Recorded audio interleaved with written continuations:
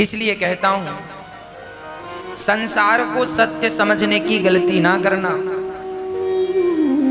संसार मिथ्या ही है, केवल कृष्ण सत्य है। इसलिए उस सत्य स्वरूप परमात्मा की, सत्यम परम धीमहि, उस सत्य स्वरूप परमात्मा की शरण में हम सभी को चलना चाहिए।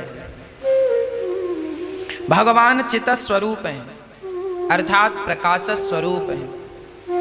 ईश्वर का प्रकाश ही है, इसलिए हम देख रहे हैं। हमारे भीतर जो देखने की शक्ति है, उस शक्ति के रूप में परमात्मा ही तो बैठा है। वो शक्ति चली जाए तो आंखें तो होंगी पर दिखेगा कुछ नहीं, शक्ति नहीं है ना। किसी को पैरालाइसिस हो जाता है, हाथ नहीं हिलता, हाथ तो है पर हिलता नहीं है, मतलब उसके अंदर में जो शरीर को हिलाने डुलाने की शक्ति थी, वो शक्ति उस अंग की निकल कर चली गई। शक्ति गई तो हाथ तो है पर तुम्हारा है भैया, उठा लो, तुम अपने बल से उठा सको तो तुम अपना हाथ भी नहीं उठा सकते। इसलिए केवल भगवान में अपना समर्पण कर दो, इसी से हम जीव मात्र की भलाई है। किस बात का हम घमंड करें, किस बात का अहंकार करें। साहब, श्वास भी तो हमारे अधीन नहीं है ना। भगवान सबके भीतर प्रकाश के रूप में बैठे हैं। आप जो देख रहे हैं वो ईश्वर ही है। इसलिए सबको भगवान जानकर सेवा करने लग जाओ। यदि आप सबको भगवान जानकर सेवा करेंगे तो आपको भी, आपका भी कल्याण हो जाएगा। आप सबकी सेवा करो। एक किसान था, एक दिन उसके द्वार पर कोई संत आए, कहा भैया जा रहे हैं तीर्थ यात्रा पर, पैदल हूं, हर गांव में भिक्षा मांग कर खा लेता हूं, सो भैया आज की रात यहीं गुजारनी है तो तुम्हारे द्वार पर ही आज हम विश्राम करेंगे, तो भोजन की व्यवस्था करो। किसान बड़ा धार्मिक था, उसने बढ़िया संत के लिए कच्चा दे दिया, आटा इत्यादि। संत ने कच्चा ही मांगा, कहा लो। संत ने बना करके उसे भोग लगाकर किसान को प्रसाद देकर ग्रहण कर लिया।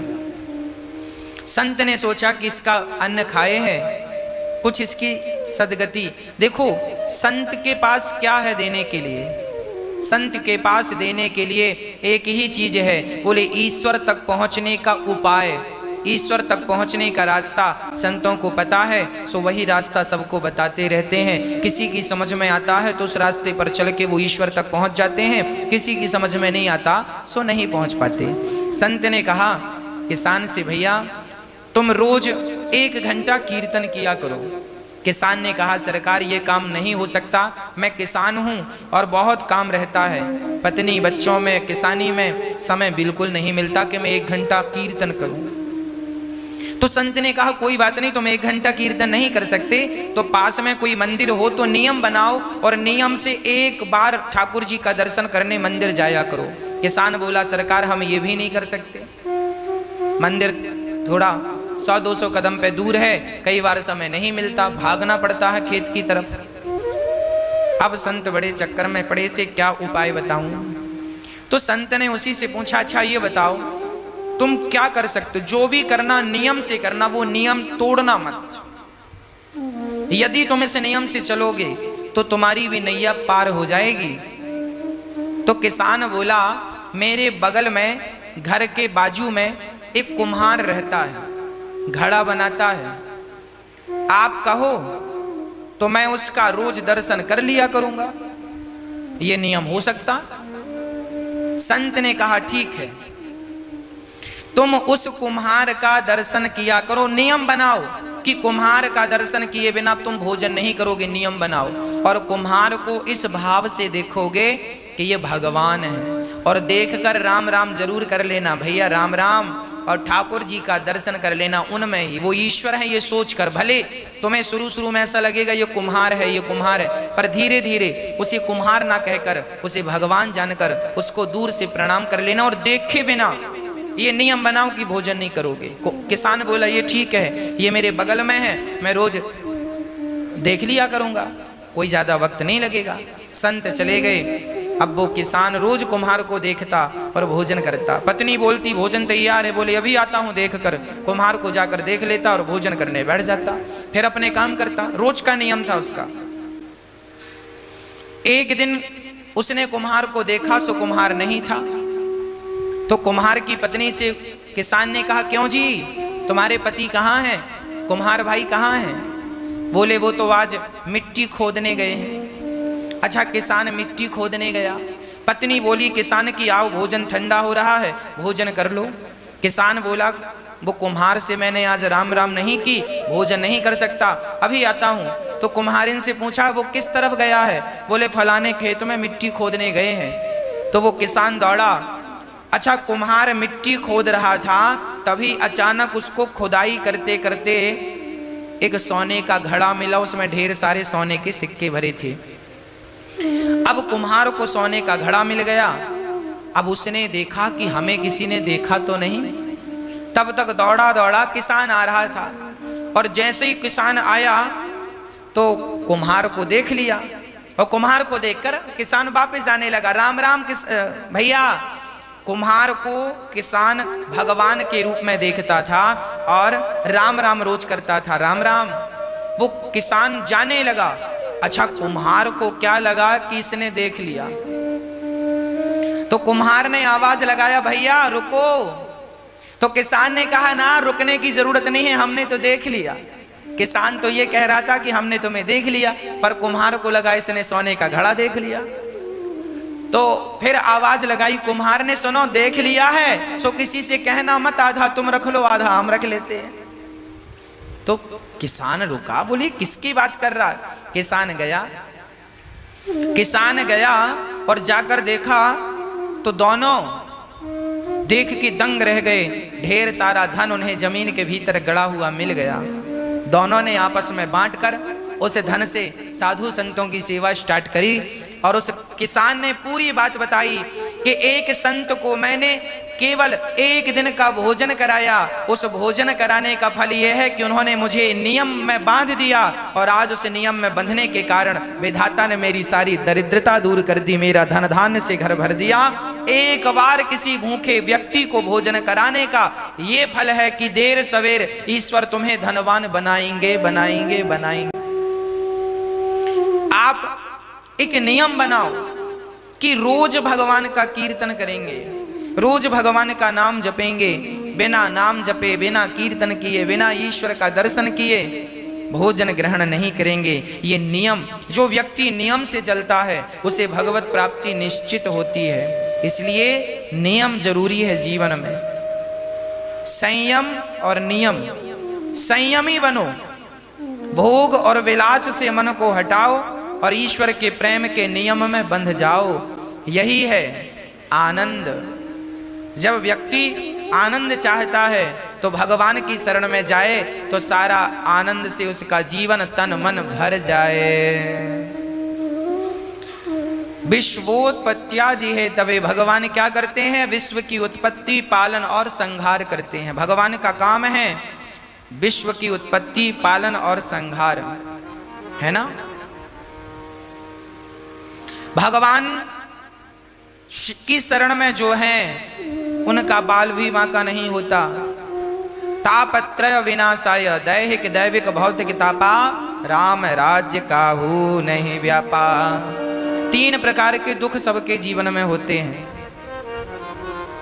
कोई तन दुखी, कोई मन दुखी,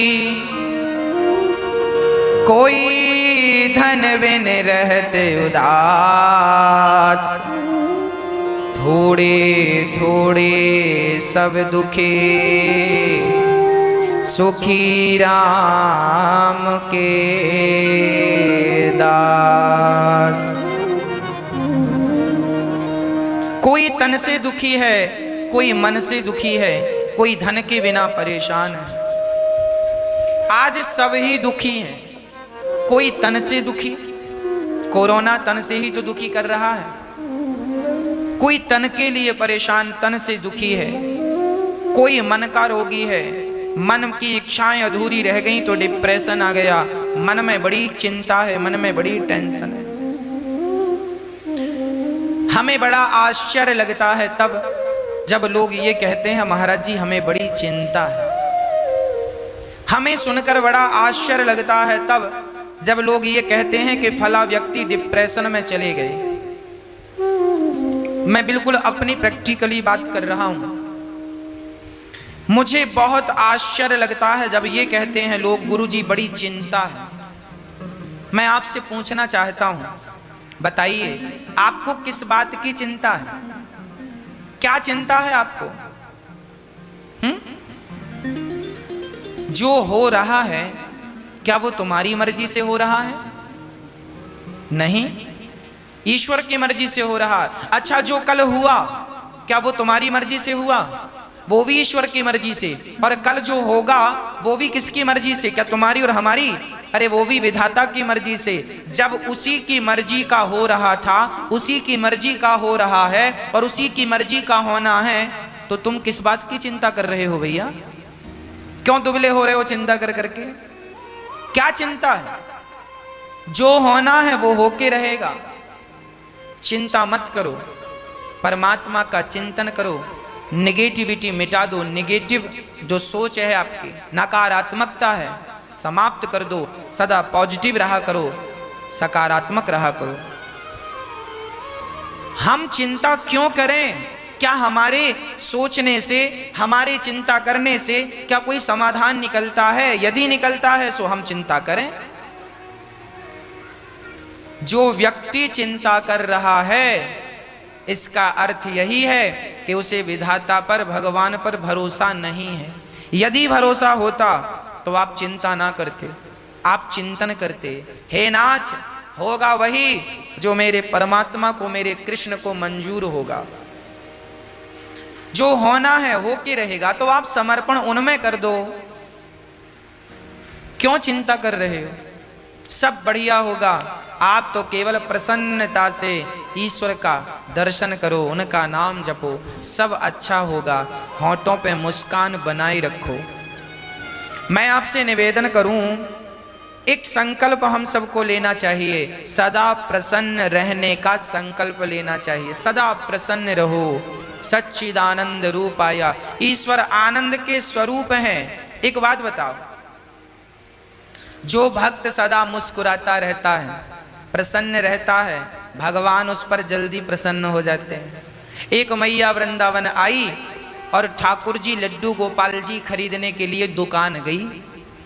तो लड्डू गोपाल जी की दुकान में जाकर दुकानदार से कहा, भैया वो वाले ठाकुर जी दो, वो वाले कृष्ण दो।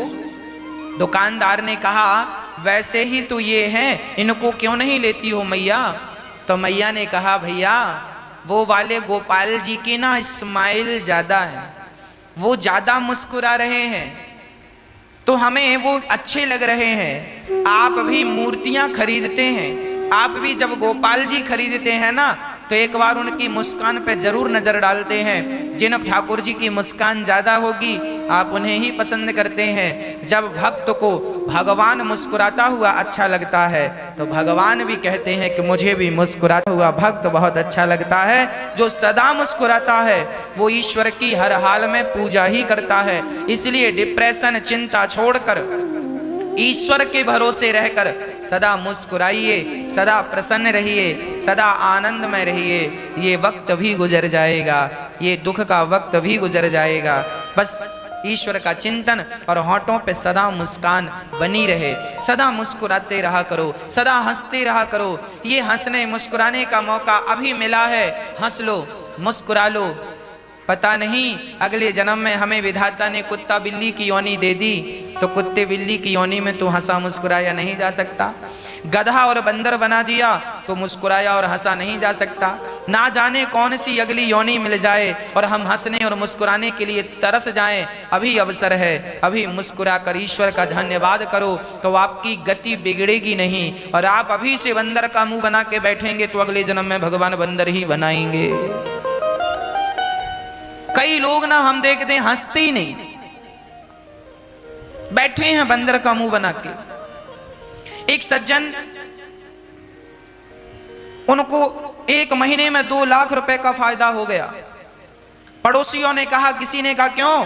आप तो बड़े प्रसन्न होंगे, आपको तो 2 लाख का फायदा हुआ। उन्होंने कहा काहे की प्रसन्नता, हम तो बड़े दुखी हैं। बोले काय बात का दुख है? बोले हमारे पड़ोसी को 4 लाख का फायदा हो गया, हमें तो 2 का ही हुआ। लो फायदा हो गया फिर भी वो उदास हैं, फिर भी मुस्कुरा नहीं। ऐसों को भगवान बंदर ही बनाएंगे, जाओ गधा बना देंगे। तुम तो कभी हंसते नहीं थे। अरे भगवान ने ये मनुष्य का तन दिया है हंसने के लिए, खिलखिलाने के लिए, मुस्कुराने के लिए, और आप बस रोते ही रहते हैं टेंशन में, दिन रात टेंशन। भगवान जाने काहे की टेंशन है आप। जो होगा वो होगा, उसे ना आप रोक सकते हैं, मैं होनी तो होके रहे, अनहोनी ना होए, और जाको राखे राम जी, मार सके ना कोई। हाँ जी, भगवान पे भरोसा हो, अटूट भरोसा हो, वो भरोसा हो जो टूटे ही ना। हम संसार के लोगों को देखते हैं, भरोसा वो बनाते हैं, थोड़ी सी मुसीबत आई तो भरोसा तोड़ देते हैं। थोड़ा सा संकट आया, संसार का व्यक्ति थोड़ा सा भी संकट बर्दाश्त नहीं कर पाता। संकट आया और उसका भरोसा टूटा, अरे भगवान की जितनी भक्ति की पर क्या मिला, लोग ये कह देते हैं। भगवान भी बहुत मुस्कुराते होंगे, वाह। एक रिक्शे वाले से एक व्यक्ति ने कहा, भैया स्टेशन जाओगे? रिक्शा वाला बोला चलेंगे साहब। कितना पैसा? रिक्शा वाला बोला 30 रुपए लगेगा।